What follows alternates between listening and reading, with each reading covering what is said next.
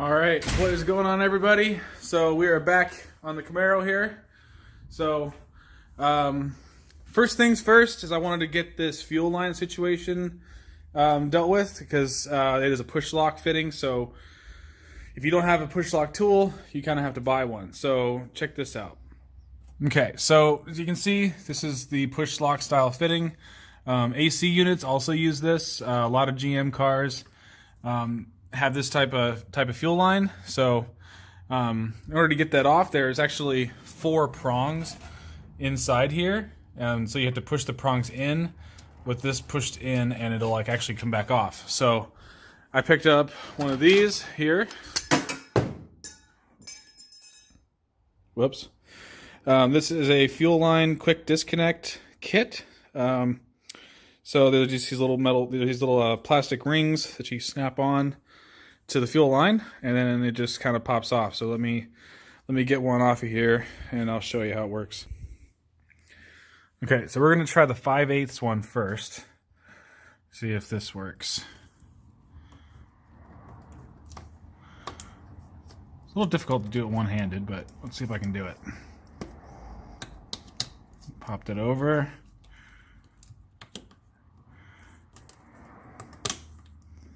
Now, it looks like the 5/8 one's a little bit too big. Let me grab the other one. Okay, let's try 1/2 inch. So, this is or 3/8. So it's 3/8 size. So, push it in. Push that in there. There we go.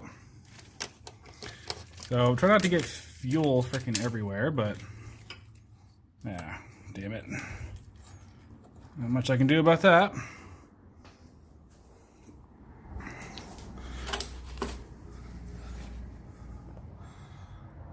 So, try to soak up all that. I'm taking these heads off anyway. I didn't really want to get fuel all down in there, but yeah, that's how you do it. So, I just got to take off this one here, and I can pull the whole manifold off. All right, so with the return popped off, there's a little clip on each side. You just pull that off. Should be able to pick up the whole manifold and pull it out to the top. See if I can do it one-handed, because this is a little difficult. Nope. Oh, I need 2 hands for this. Okay, hold on.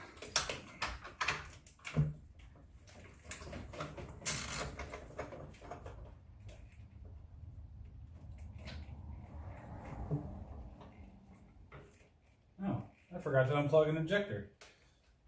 That's always good.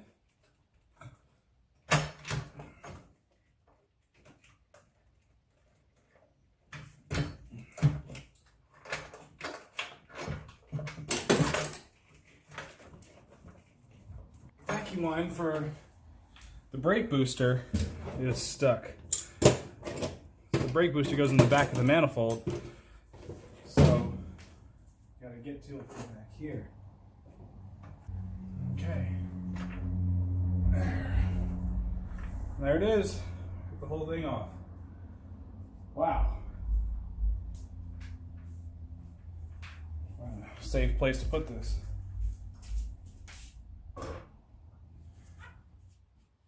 Well, there it is. You can see all the nastiness that was under that manifold. Okay, I cleaned everything up a little bit. The vacuum got there's a bunch of mouse poop and all kinds of nasty shit in here. So next I'm going to be taking off the steam ports because they're attached to the head. So I'll just take these little 10 mils off. There's a couple in the back there. Started cleaning up the intake manifold. I'm still waiting on my new throttle body, so I haven't taken the old one off yet. Still need to actually clean it. I just kind of vacuumed it off and got all the crap off of it. But pretty much after that, it's just exhaust and head bolts. So let's get those steam ports off real quick. Alright, so I'm just working on taking the exhaust off. So I got my old wipe pipe. It's the stock wipe pipe and catalytic converter, which this one's bad anyway. So it's good to get that off. I'm just working on taking the header bolts off, pulled the dipstick out. Let's get that sitting over there. So just got to get all these 10 mils off, sprayed them down with some PB Blaster beforehand so they come off nice and easy. I did also get in my Chinese throttle body, so that's what it looks like. Pretty good. It's 92 millimeter, so came with sensors and everything. So I just need to find some bolts for that, and I can go on the manifold right there. But first things first, let's get these stock headers off. Okay, so I just put my adapter plate on here. This is the ICT adapter plate from a 3-bolt style to a 4-bolt, like LS2 style. So this is it adapts the 92 millimeter to the stock intake size, so it's a nice smooth transition. It's all made out of a billet aluminum. It's really nice. So it came with all the hardware and everything I need. So now this can bolt right up to that. And that's basically how it's going to look. So this came with sensors and stuff. It's pretty cool, but let me put some bolts in it and show you what it looks like on there. Alright, so let's see how it looks right there. I just kind of snug the bolts down. See, it's got the spacer on it. So this does have 2 different pickup points. So if I need to adjust the throttle cable or anything, but look how sick that is. So I was going to take these bolts out here and put some Loctite on them, but it looks like they already did, so I need to do that. Alright, so with that, I'm going to move on to a pretty tedious project. I'm going to be smoothing out all of the, I guess I don't even know what you would call those little bumps all inside my chambers. I guess like polish the chambers is what you'd call this. But so I'm just going to put a bunch of masking tape to protect the deck surface and go all the way around it. And then I just got some 150 grit sandpaper, some 400 and 600. So I'm going to go through, just like take off all the bumps and try to polish it as much as I can without damaging like the lips or anything or getting too close to the valves, because these are all fresh seats, so I don't want to mess them up. I also threw in an old spark plug just to keep the threads clear. I wouldn't recommend doing this unless you have some kind of compressed air or something to blow out all the shavings. So once I'm done with this, I'm going to blow everything out. Make sure there's nothing in there, because little tiny things can get stuck in the crevices of the valve seats and all that, and you don't want that. So.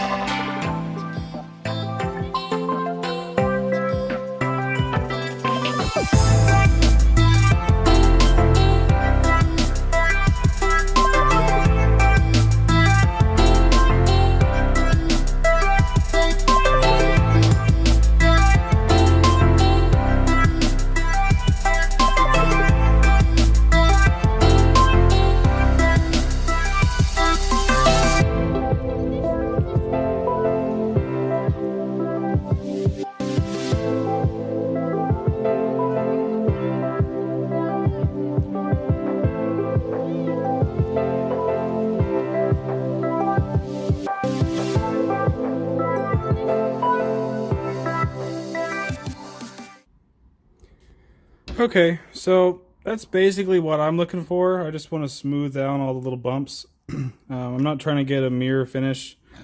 Like these, you can see them, but you can't feel them. So that's kind of what I'm looking for. I don't really care if it's all polished. I don't have the tools to make it perfect.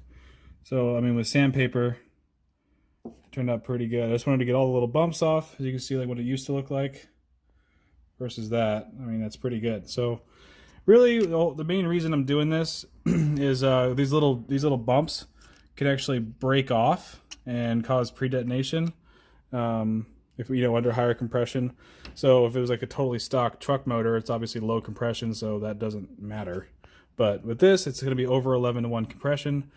So I wanted to just smooth these down to try to minimize the amount of risk I have for pre-detonation. So that's 1 down, 7 to go. So I'm going to keep trucking away at it. I ended up not even using the 600 grit. The 150 and 400 was perfect. The 600 is just way too fine. So I'll save that for another time. Another project.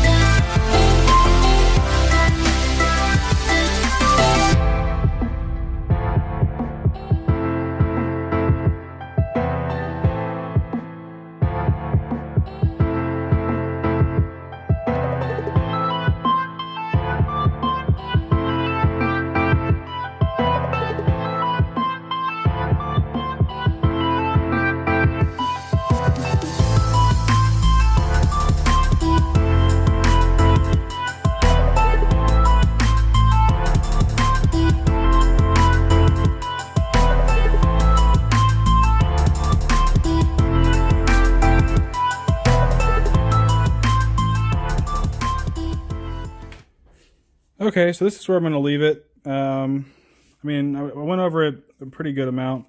It looks like it has a lot of texture, but it's pretty smooth, so it doesn't have to be perfect, but I just wanted to get a lot of those the crazy bumps off and everything so they don't break off in the chamber.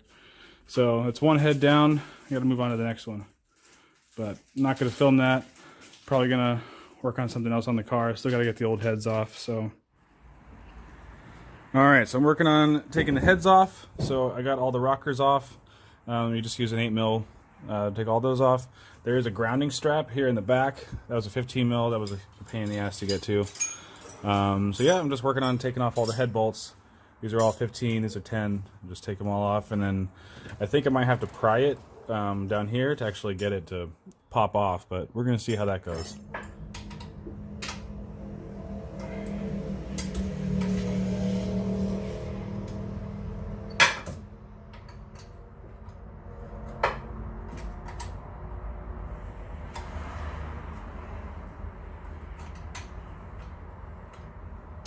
I got pretty much all of them broken free. I'm just kind of getting them all loose. I wanted to kind of loosen them one by one before actually taking all of them out. Whew. Let me get an actual ratchet.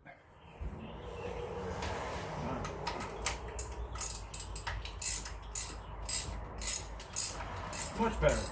Once they're all broken free with a breaker bar, it makes this a lot easier. It's getting tool, like power tools in there is not going to work.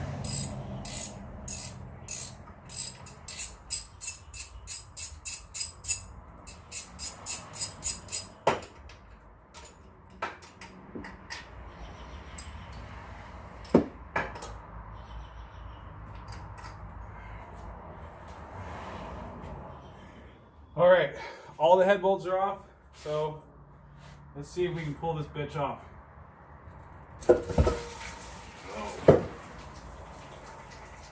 Wow, that came off a lot easier than I thought. I made a huge mess.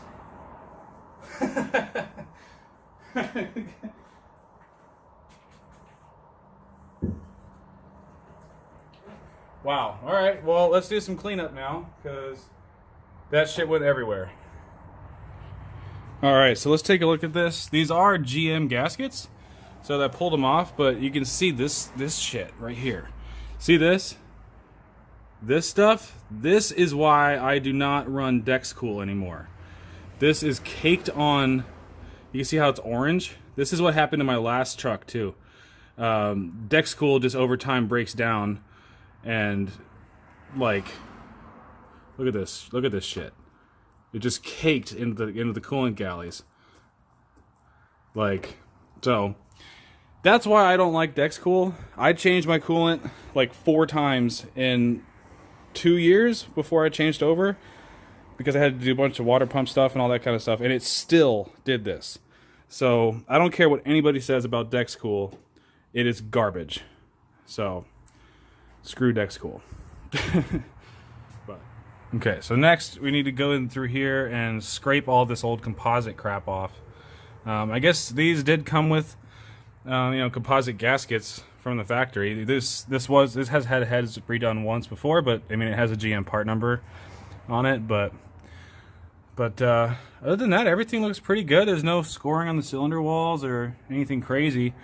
This isn't the side I was really worried about though. It's the other side, because that's the one that had the spark plug issue in question. So, but yeah, so I got a lot of cleaning to do. Let's get started on that. Okay, so now I'm working on the other side. This head is way cleaner than the other one, and it had one of those crappy aftermarket exhaust manifold gaskets, so some people did some sketchy shit on this engine, so I'm really glad I'm taking this thing apart. But I got all the head bolts broken free. I took all the 10 mils out. I'm going to use my air tools to get them the rest of the way out. I'm having a really hard time with this exhaust manifold. I took the cat off, but I didn't take the O2 sensor off while it was still bolted to the head. So I can't really get it out, so I'm just kind of leaving it down there. I'll just leave it kind of sitting off to the side, and then once I have the head off, I can pull it out through the top.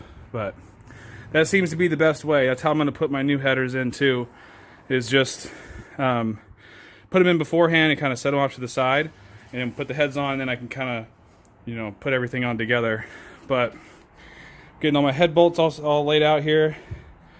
All the rocker arms. I still have to do the Trunion upgrade kit on those. So I'm going to use the LS1 rockers, I think, just because I don't know. I know they're in good condition. I don't really know about the 4.8 ones I got or whatever. So, but yeah, so let's get started on that. Warning to all you headphone users, it's probably going to be a little bit loud. Go ahead and get this shit out of here.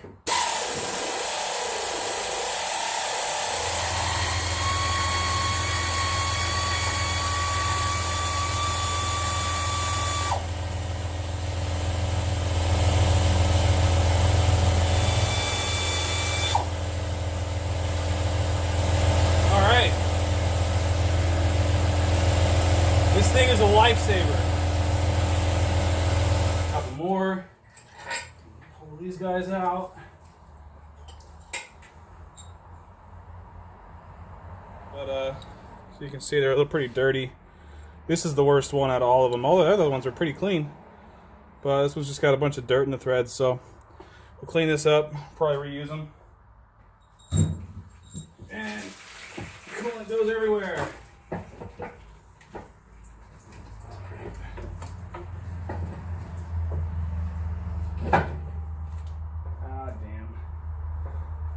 So there is a ground strap on the back of this one too. So it's usually a 15 mil. Everything's got a hook on it. Yeah. So let's take a look at this over here.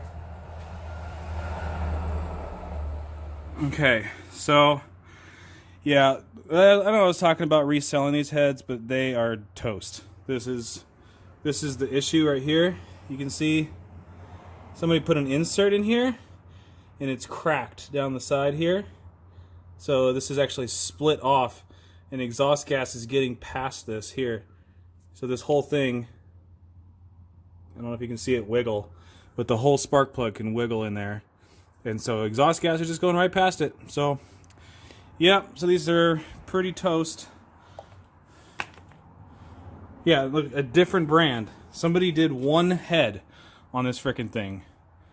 This is a Felpro, it looks like. Yeah, Felpro.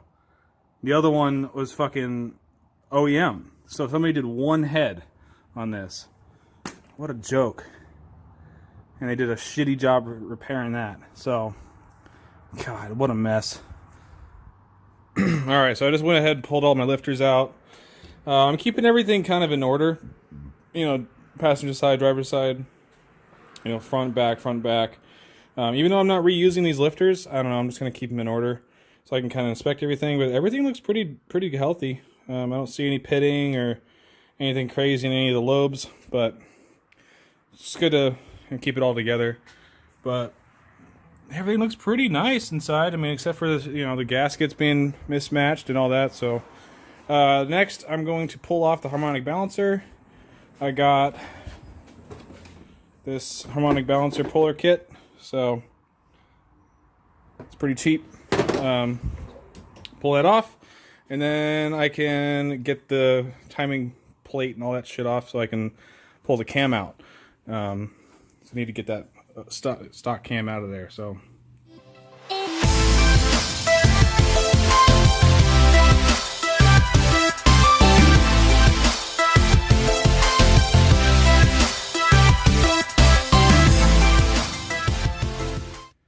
Okay, so Trunion upgrade. I'm only going to kind of briefly go over this because there's a million videos on YouTube about how to do this, but you can see I already got started on mine.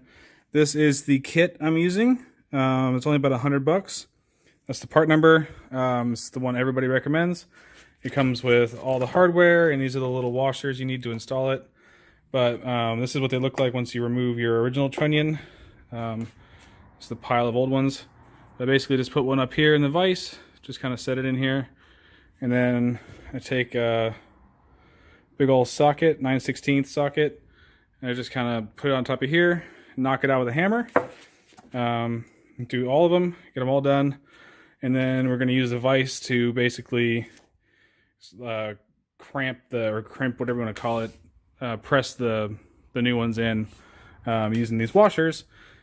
So you put these on either side, and you just kind of tighten down on the vise. So It's really easy, so I'm gonna get to work and finish knocking these out.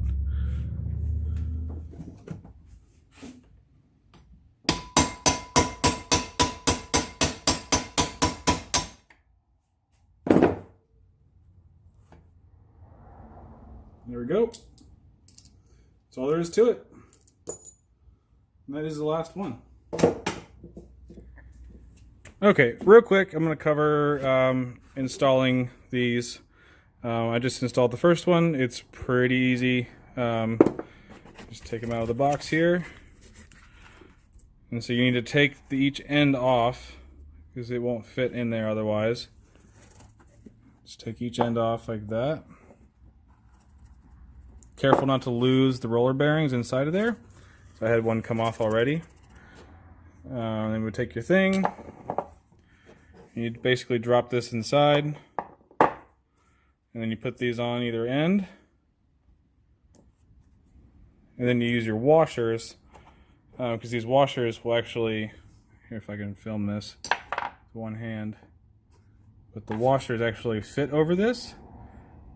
So then you just use your handy dandy vise and just pinch them together, and that's it. And then you put the little snap ring on. It came with these little snap rings, and those go on the ends in that little groove. And then you are good to go. Okay. So I kind of tapped them in a little bit just to kind of like make them hold in place. And then we're going to put our washers on here. Open this guy up a little bit. Yeah, a lot. Actually. The hard part is just getting them lined up. You just got to get the holes lined up with the thing. So.